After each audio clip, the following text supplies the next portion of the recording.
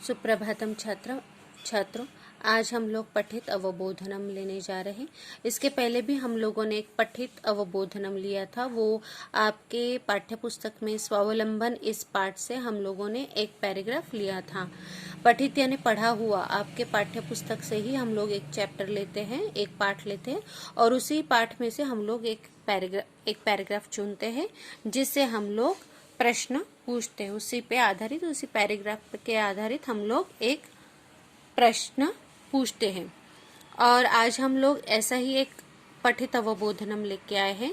आज का पैराग्राफ हम लोग बकस्य प्रतिकारः इस पाठ से ले रहे हैं और बकस्य प्रतिकारः में बकस्य प्रतिकार का पहला पैराग्राफ हम ले रहे हैं।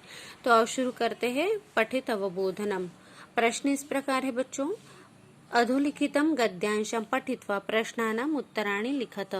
यानी नीचे दिए गए हुए पैराग्राफ को पढ़कर आपको प्रश्नों के उत्तर लिखने हैं। तो शुरू करते हैं पठित अवबोधनम। एकस्मिन् वने शृगालः बकः च निवसतः स्म। तयोः मित्रता आसीत्। यानी एक वन में सियार और बगुला रहते थे। च का मतलब होता है और। तयोः उन दोनों में मित्रता आसीत यानी उन दोनों में मित्रता थी। एकदा प्रातः शृगालः बकम अवदत्। एक बार सुबह सियार बगुले को बोला, मित्रः श्वः त्वं मया सह भोजनं कुरु। यानी कल सुबह तुम मेरे साथ भोजन करो। शृगालस्य निमंत्रणेन, निमंत्रण यानी इन्विटेशन, बगुला प्रसन्न हुआ। तो बच्चों ये आज का आपका ये पठित अवबोधनम है। उसमें सबसे पहला क्वेश्चन है एक पदेन उत्तरत। एक पदेन उत्तरत में आपको वन वर्ड आंसर लिखना है, ये सबको पता है। तो सबसे पहला क्वेश्चन है शृगालः बकः च कुत्र निवसतः स्म। तो शृगाल और बकः यानी सियार और बगुला कहाँ रहते थे? तो सियार और बगुला वन में रहते थे, यानी वने निवसतः स्म। वने को निवसतः स्म। वने यानी वन में कौन दोनों रहते थे। वने शृगालः बकः च निवसतः स्म। तयोः मध्ये का आसीत्? तयोः मित्रता आसीत्। कः बकम अवदत्? यानी कौन बगुले को बोला। शृगालः बकम अवदत्। तो इस प्रकार बच्चों ये वन वर्ड आंसर हो गया। आपको सिर्फ वन वर्ड में ही लिखना है। पूर्ण वाक्य न उत्तरत में बच्चों आपको पूरा सेंटेंस आंसर के साथ तक लिखना है। शृगालः बकम किम अवदत्? तो सियार ने बगुले को क्या बोला। तो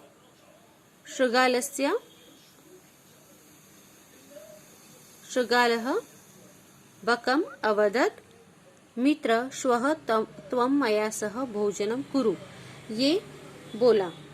हाँ, उसके बाद सेकंड है कः प्रसन्न अभवत। और इनविटेशन पाके कौन प्रसन्न हुआ? बकः प्रसन्न अभवत।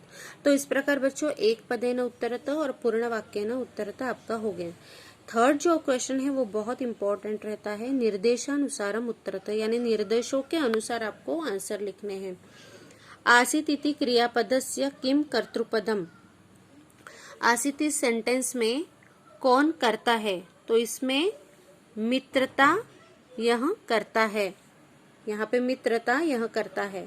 शृगालस्य इति कर्तृपदम किम क्रियापदम प्रयुक्तम।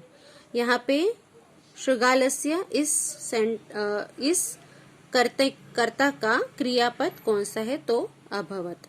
मया सह भोजनम कुरु अस्मिन् वाक्ये किम अव्ययपदम। बच्चों हम लोगों ने अव्यय पद आपको पढ़ाया है। तो इन तीन ऑप्शन में से कौन सा अव्यय है ये आपको ढूंढ के लिखना है। दुखी इति पदस्य किम विलोम पदम। आपको पता है विलोम पद यानी क्या होता है? Opposite word. तो इसका अपोजिट वर्ड है प्रसन्न। तो इस प्रकार बच्चों ये आपका पठित अवबोधनम हो गया। साथ में हम लोगों ने आपको आंसर्स भी लिख के दिए हैं। मित्रता, अभवत, सह, प्रसन्न, ये आपको आंसर्स भी दिए हैं। तो बच्चों ये पठित अवबोधनम बहुत आसान क्वेश्चन होता है। सिर्फ आपको इसमें संस्कृत समझने की जरूरत है। आपको लेसन हमेशा पढ़ते रहना चाहिए ताकि आपको लेसन समझ में आ सके। तो बच्चों, आज का इस सेशन में हम लोग पठित अवबोधनम लिया है। आपको ये अपनी ग्रामर कॉपी में लिखना है। कहाँ लिखना है? ग्रामर कॉपी में या ग्रामर पोर्शन में, कॉपी के ग्रामर पोर्शन में। तो ऑल द बेस्ट।